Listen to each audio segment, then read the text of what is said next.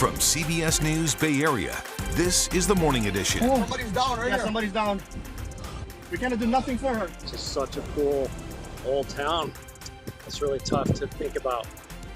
Paradise up in flames this morning. The terrifying images coming out of Maui right now. The deadly wildfires roaring through the Hawaiian island. Sean. Amanda, a large fire in Oakland started last night, continues this morning, and now there are concerns about the air quality. We'll have a live report coming up. And here in the Weather Center, we're going to continue to track that air quality all morning long throughout areas like Benicia, Vallejo, and even down into West Oakland, where they're all being impacted with poor air quality this morning. More on that coming up. And as you hit the roadways, we have a traffic alert along 101, plus brake lights already building at the Bay Bridge, and a little misty out there on the freeways. More on that coming right up.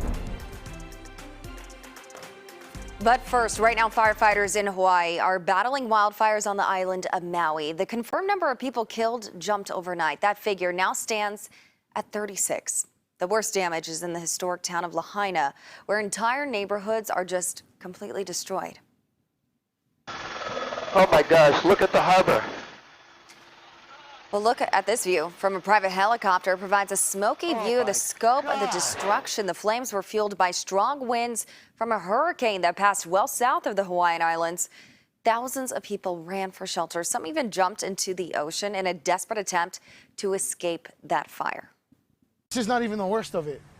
Still get dead bodies in the water floating and on the seawall. We've been pulling people out since last night, trying to save people's lives. We're still trying to assess the amount of damage, but the road to recovery will be long.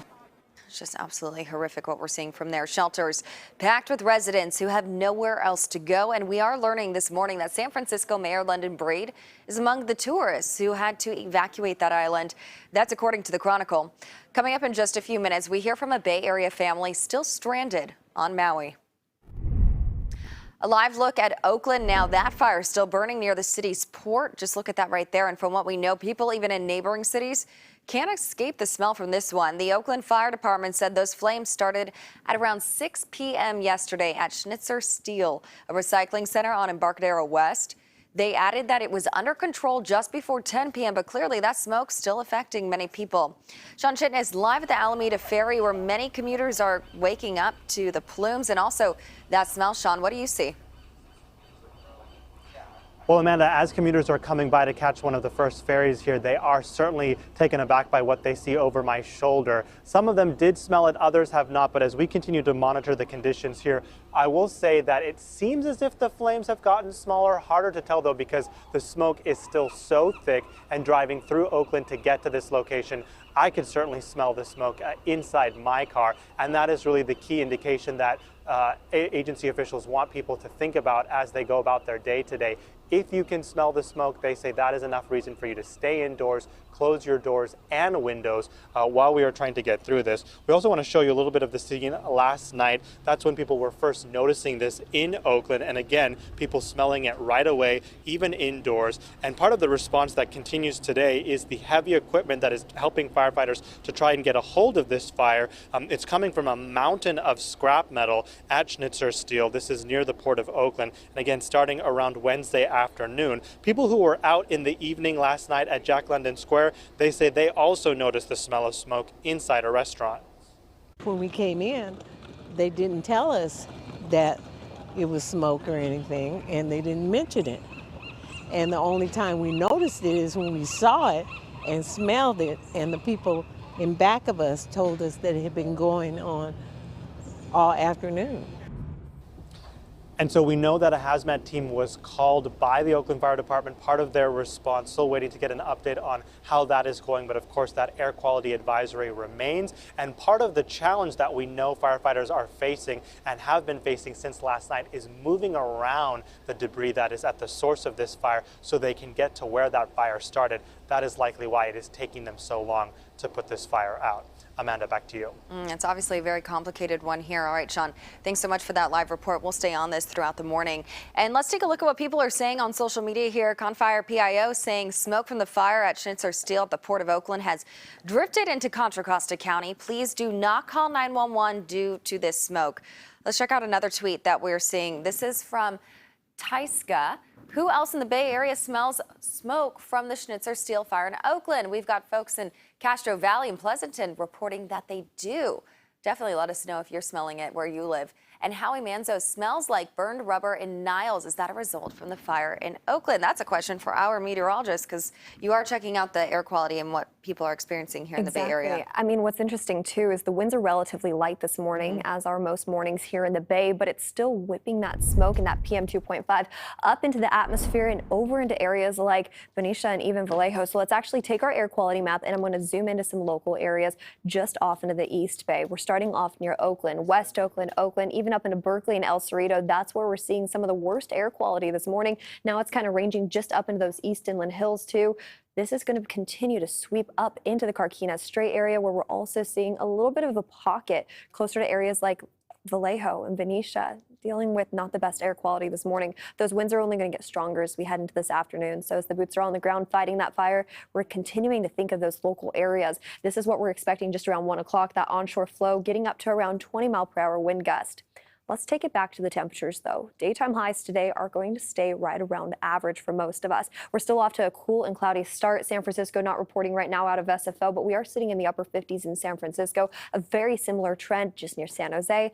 Oakland already at 61. Notice those clouds sitting over San Francisco, right? That marine layer is really dense for us this morning along our coast, even stretching its way out into the East Bay this morning, too.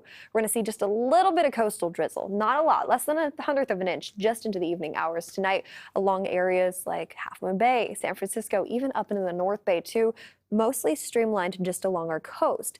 We are going to continue to see these cloudy skies into the evening hours tonight with low 60s in the Bay, 80s off in our inland hills. More on that coming up in a bit. Gianna.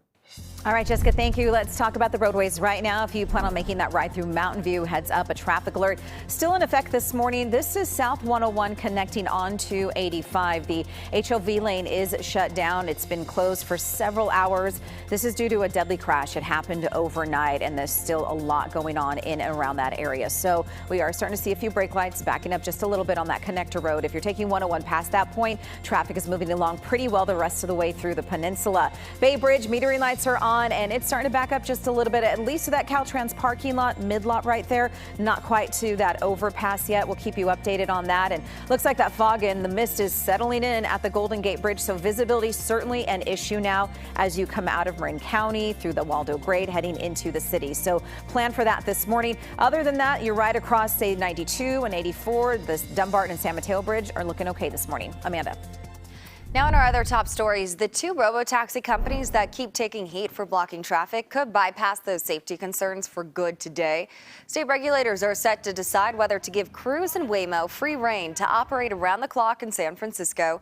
They've already driven millions of test miles without any major accidents, but we've also seen plenty of video of confused cars coming to stops blocking regular and emergency traffic. Because of that, experts say the safety of these driverless cars, not totally clear. The key issue with safety right now is getting more data and more publicly available data. At this point, the companies that are working on this have a lot of data that they retain in private, that they don't share publicly.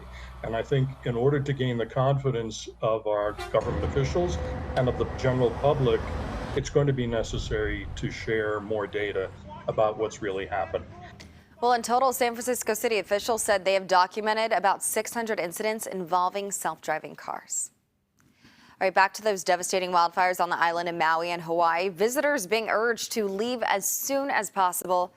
But just looking at the scene, that's so much easier said than done. Sarah Donchi has details on a stranded Bay Area family whose relaxing beach vacation turned into the camping trip from hell.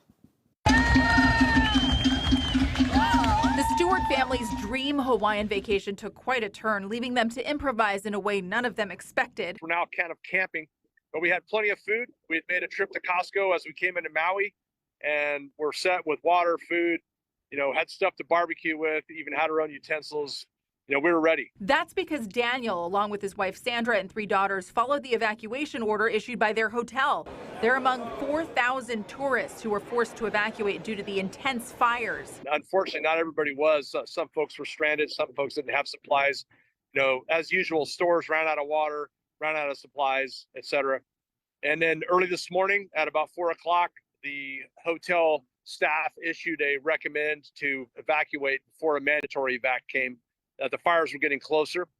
And so then we evacuated around the north end of Maui back to the vicinity of the airport where we are now.